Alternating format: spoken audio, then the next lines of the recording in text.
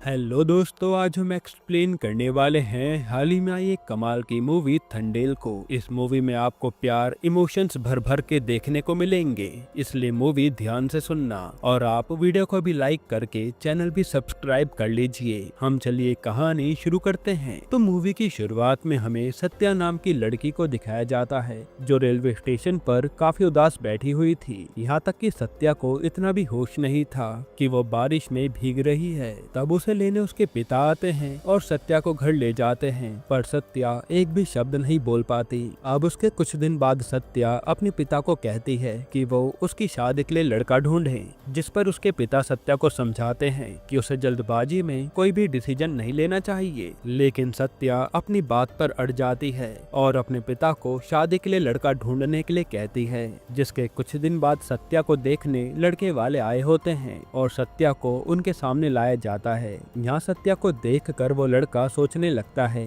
कि सत्या मुझे देखते ही शादी के लिए मना कर देगी, क्योंकि सत्या बहुत ही सुंदर थी। लेकिन ऐसा कुछ भी नहीं होता। सत्या अपने पिता से शादी के लिए हाँ कह देती है, जो सुनकर वो लड़का बहुत खुश हो जाता है। अब उसके अगले दिन सत्या उसी लड़के को मंदिर में मिलने बुलाती है, जहाँ वो लड़के को बताती है कि मैं राजू नाम के लड़के से प्यार करती थी। ये सुनकर उस लड़के को बहुत बुरा लगता है और वो सत्या को कहता है कि मुझे लगा ही था कि तुम्हारी जैसी सुंदर लड़की का कोई ना कोई चक्कर चल रहा होगा। जिस पर सत्या कहती है कि मैं राजू से प्यार करती थी, लेकिन मैं शादी तुमसे ही करूंगी और सब समझने के लिए तुम्हें मेरी और राजू के प्यार की पूरी कहानी सुननी होगी। ये सुनने के लिए वो लड़का तैयार हो जाता है, क्योंकि उसे समझ नहीं आ रहा था कि आखिर सत्या के दिमाग में चल क्या रहा है। जिसके बाद सीन फ्लैशबैक में शिफ्ट होता है और हमें राजू को दिखाया जाता है, जो अपने गाँव वालों के साथ 9 महीने के लिए काम करने गुजरात के समुद्र में चला जाता है और राजू का मछली पकड़ने का काम था। हमें बताते हैं कि यहाँ समुद्र में ज्यादा आगे जाने पर किसी के फोन में भी सिग्नल नहीं आते, इसलिए अक्सर सारे मर्द अपने घर वालों से बात करने के लिए फोन में सिग्नल आने का इंतजार करते थे। अब यहाँ जैसे राजू मछली पकड़कर बोट के जरिए गुजरात पहुँचने वाला होता है, तो नेटवर्क आते ही वो सत्या से कॉल पर बात करने लगता है। पर तभी समुद्री गुंडे आकर उनकी बोट से सारी मछलियाँ ले जाने लगते हैं, जिनका थंडेल, जो उन सभी मछुआरों का लीडर होता है, वो उन गुंडों को ऐसा करने से रोकता है। लेकिन वो लोग तो गुस्से में थंडेल को ही धक्का दे देते हैं। अब उन्हें ऊपर खड़ा राजू बदतमीजी करते देख लेता है और वो एक एक करके उन सभी को मारकर वहाँ से भगा देता है। फिर राजू आराम से गुजरात पहुंचकर अपनी सत्या से बात करता है। वो उसे बताता है कि वो कल ही अपने गाँव वापस आने वाला है, जो सुनकर सत्या बहुत खुश हो जाती है और उसे बस कल का इंतजार था। अब उसके अगले दिन जैसे राजू गाँव पहुँचता है, तो वो जाकर सबसे पहले सत्या से मिलता है और फिर सत्या के साथ जाकर लाइट हाउस पर बंधे मछुआरे के झंडे को खोल देता है। ये एक तरह का साइन था, जिससे पूरे गांव वालों को पता चल जाता था कि उनके परिवार वाले वापस आ गए हैं। जिसके बाद सत्या राजू के साथ अपने वो 3 महीने बहुत ही अच्छे से बिताने लगती है। इसी बीच राजू के पिता वीरप्पन की बरसी भी होती है, जो एक टाइम पर सबसे बड़े ठंडेल हुआ करते थे। खैर, इसके बाद राजू गुजरात से कमाए सारे पैसे पूरे गाँव में बांटता है और सब लोग उसे कहते हैं कि राजू बिल्कुल अपने पिता की राह पर चल रहा है, जो हर किसी की मदद करता है। अब इसके कुछ दिन बाद राजू देखता है कि उनके थंडेल चाचा ठेके पर आकर बहुत शराब पीते हैं और वो काफी परेशान लग रहे थे। तब राजू आकर उनसे उनकी परेशानी का कारण पूछता है, तो चाचा बताते हैं कि दूसरे गाँव में एक बहुत बड़े आदमी ने गवर्नमेंट से परमिशन लेकर माइनिंग का काम शुरू कर दिया है और वो सब लोगों से जबरदस्ती काम करवा रहा है, यहाँ तक कि उनकी मेहनत के वो पैसे भी नहीं दे रहा। फिर वो आगे कहते हैं कि मुझे इस बात का बुरा लग रहा है कि मैं एक थंडेल होकर भी कुछ नहीं कर पा रहा। जिनकी बातों को सुनकर राजू अपने चाचा के साथ उसी माइन पर पहुंच जाता है और वो उस आदमी को मारकर पूरी माइन का काम ही बंद करवा देता है। असल में यह माइनिंग का काम चलने से प्रकृति को नुकसान होता था, जो राजू को बिल्कुल भी पसंद नहीं था। इसके बाद गाँव में पहुँच राजू के चाचा सभी लोगों के सामने ये घोषणा करते हैं कि आज से राजू हमारा थंडेल है,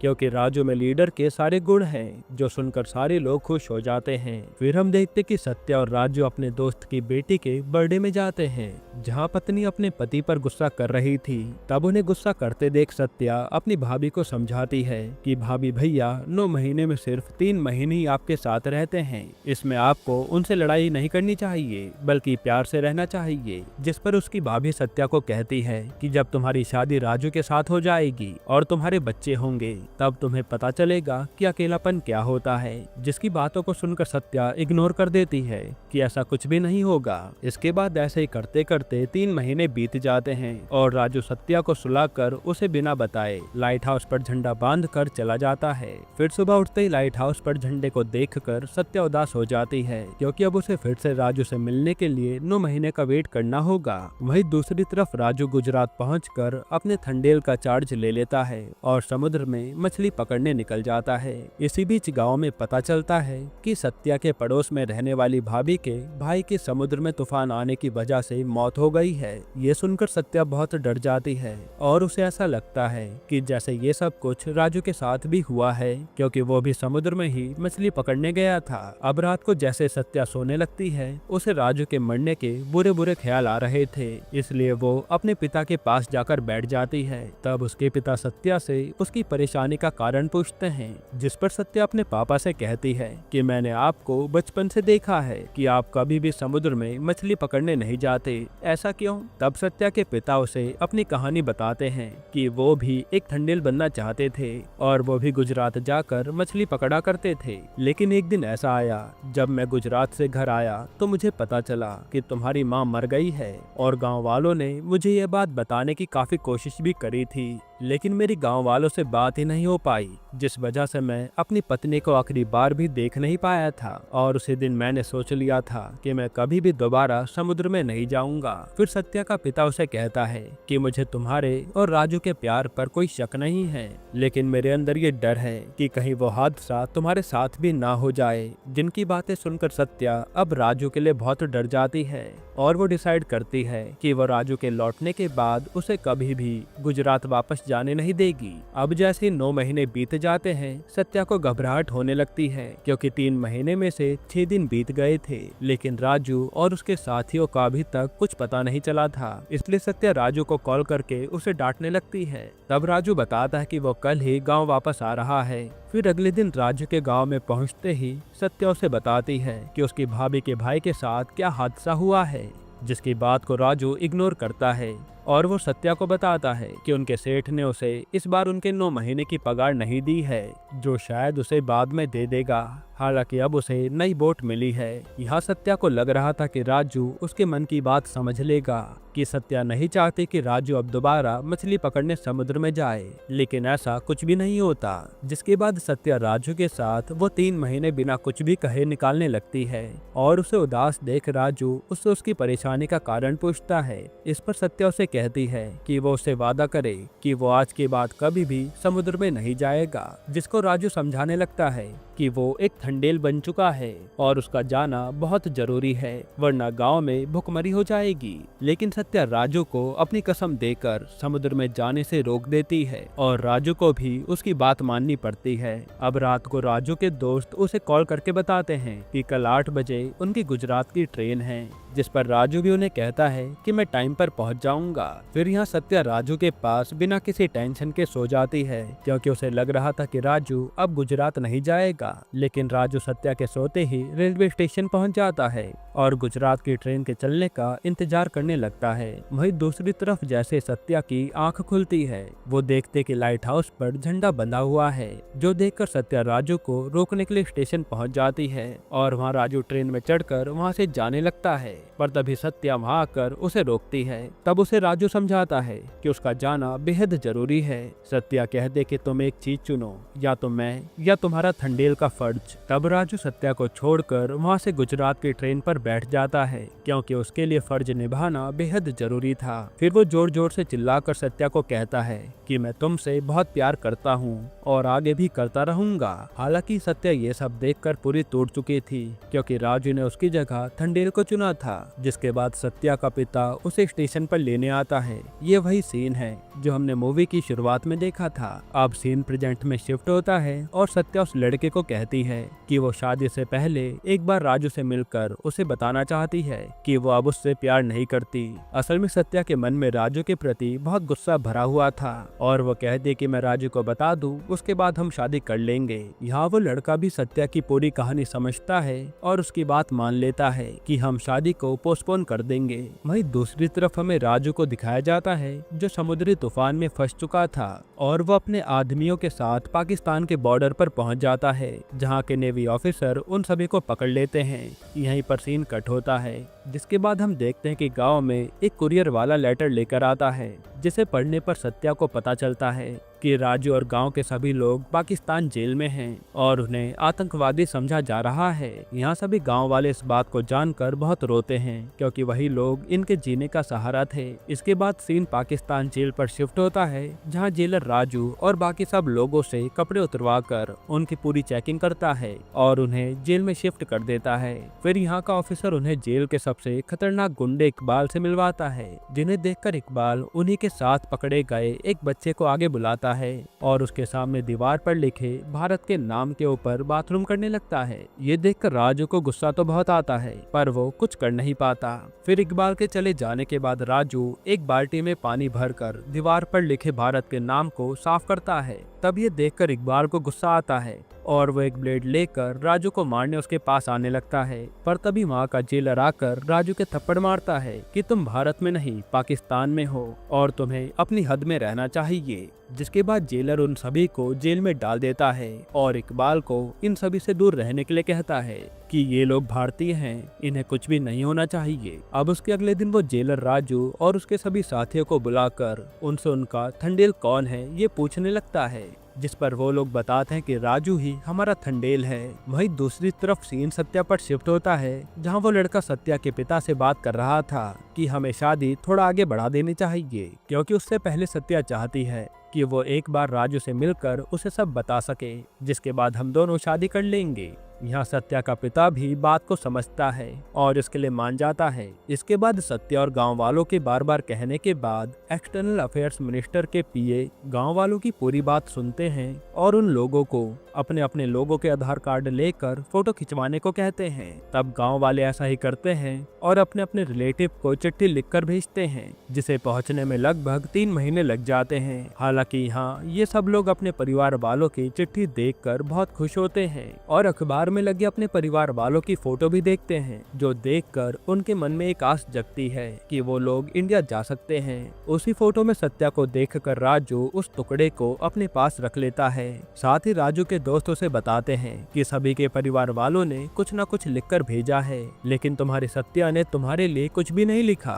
जिस पर राजू कागज पर गिरे सत्या के आंसू को देखकर समझ जाता है कि वो उसका इंतजार कर रही है। अब रात होने के बाद राजू देखता है कि उसके साथ आया बच्चा किट्टू उनके पास से गायब है, इसलिए वो लोग उसे पूरी जेल में ढूंढने लगते हैं। तब उन्हें किट्टू एक कोने में बेहोशी की हालत में मिलता है, जिसे ये लोग हॉस्पिटल ले जाते हैं। हालांकि यहाँ राजू को समझ आ जाता है कि इकबाल ने किट्टू के साथ कुछ गलत किया है। वहीं दूसरी तरफ गांव में भुखमरी बढ़ती जाती है, क्योंकि कमाने वाले लोग तो पाकिस्तान में कैद थे, जिसे देखकर सत्या को बुरा लग रहा था। पर तभी उसे राजू की बताई एक बात याद आती है। उसने बताया था कि उनके सेठ ने उनकी 9 महीने की पगार रोक दी थी, इसलिए सत्या अपने होने वाले पति के साथ वही पगार लेने गुजरात पहुंच जाती है, जहां पहुंचकर वो राजू के सेठ को सारी बात बताती है। इस पर वो सेठ सत्या को डांटने लगता है कि तुम जैसी लड़की को मैंने आज तक देखा नहीं है, जो मेरे से भीख मांगने इतनी दूर आ गई। जाओ, मैं तुम्हें एक भी पैसा नहीं दूंगा और उनकी मेहनत की सारी कमाई भी खा लूंगा। जिसकी बात सुनकर सत्या उस सेठ के ऑफिस के सामने बैठकर धरना देने लगती है और कुछ ही दिनों में देखते देखते वहाँ के सभी लोग सत्या की मजबूरी को समझकर उसका साथ देते हैं और ये बात न्यूज़पेपर में भी छप जाती है। इसलिए उस सेठ को हार मानकर सत्या के आगे झुकना पड़ता है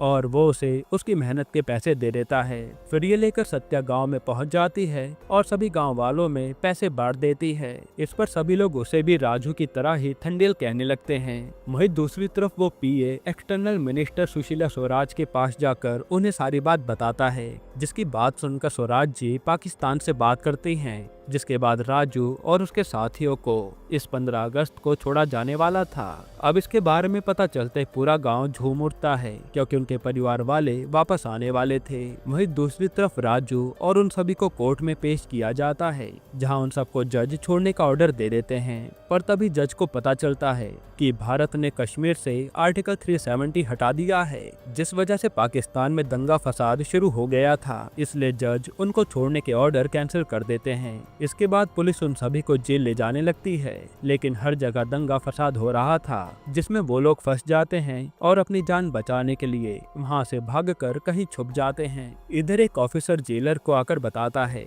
कि राजू और वो सारे लोग कहीं भाग गए हैं, और अब या तो वो लोग भारत भाग गए होंगे या फिर इस दंगे में मारे गए होंगे। लेकिन एक बात है, इससे हमारी नौकरी चली जाएगी। पर तभी राजू सभी लोगों के साथ सेंट्रल जेल पहुंच जाता है, जिसे देखकर जेलर राजू से पूछता है कि जब तुम्हें भागने का मौका मिला था तो तुम भागे क्यों नहीं। जिस पर राजू उन्हें कहता है कि हम हिंदुस्तानी हैं, हम पीठ दिखाकर नहीं भागते। जिसके बाद उन सभी को जेल में डाल दिया जाता है। वहीं दूसरी तरफ सत्या पीए को कॉल करती है, तब उसे पता चलता है कि सुशीला स्वराज जी की मौत हो गई है। ये सुनकर सत्या टूट जाती है, क्योंकि वही थी जो उनकी मदद कर सकती थी। जिसके बाद सत्या उसी मिनिस्टर को कॉल करके बताने लगती है, जिस पर वो मिनिस्टर उसे सुशीला स्वराज की बेटी से बात करने के लिए कहता है कि अब वही तुम्हारी मदद कर पाएंगी। तब सत्या अपने होने वाले पति के साथ दिल्ली पहुंच जाती है, जहां वो सुशीला स्वराज की बेटी से मिलने उनके ऑफिस जाती है, लेकिन वहां उसे मिलने नहीं दिया जाता।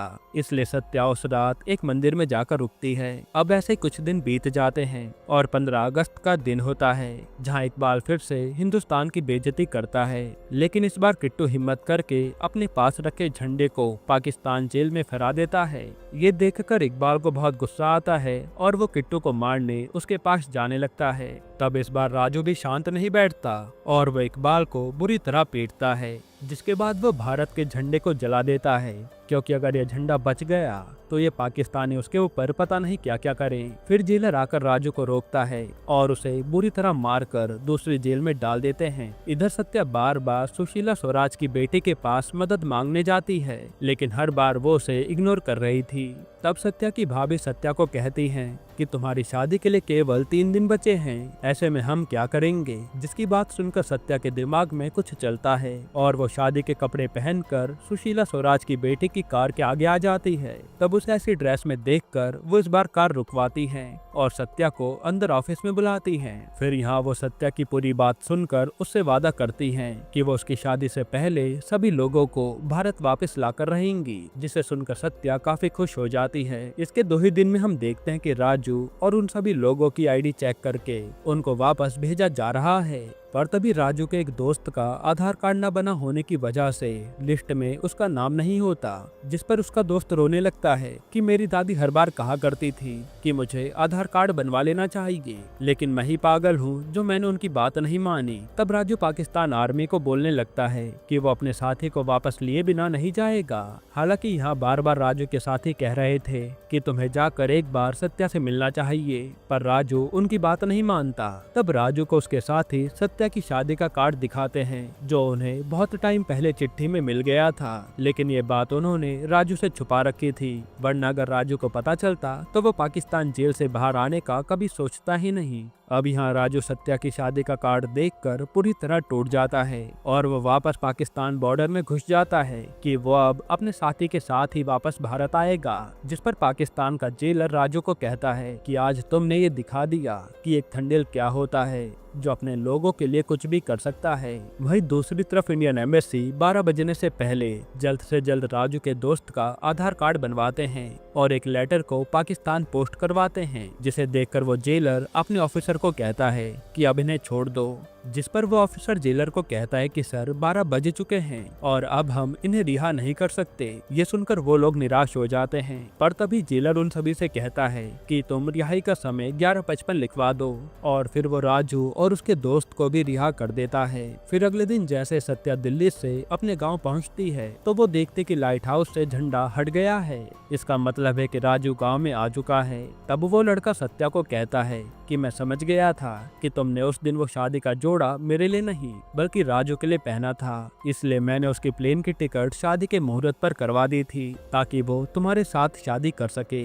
ये सुनते सत्या भाग कर सीधा राजू के पास पहुंच जाती है और उसे गले लगा लेती है। यहीं पर ये शानदार मूवी खत्म होती है। दोस्तों, आपको ये कहानी कैसी लगी कमेंट में जरूर बताइएगा। और आपको बता दूं कि ये पूरी स्टोरी रियल इंसिडेंट पर बेस्ड है, जहां कुछ मछुआरे पाकिस्तान में फंस गए थे। और अगर हम रिव्यू की बात करें तो मुझे ये मूवी काफी पसंद आई है, जहां इमोशन को काफी अच्छे से दिखाया गया है और साई पल्लवी और नागा चैतन्य ने काफी जोरदार परफॉर्मेंस भी दी है। बाकी आपकी क्या राय है कमेंट में जरूर बताइएगा। और इसके अलावा आप कौन सी मूवी का एक्सप्लेनेशन चाहते हैं वो भी कमेंट कीजिएगा। और अगर आपको हाल ही में आई कमाल की मूवी देखनी है तो आप ये वीडियो देख लीजिए।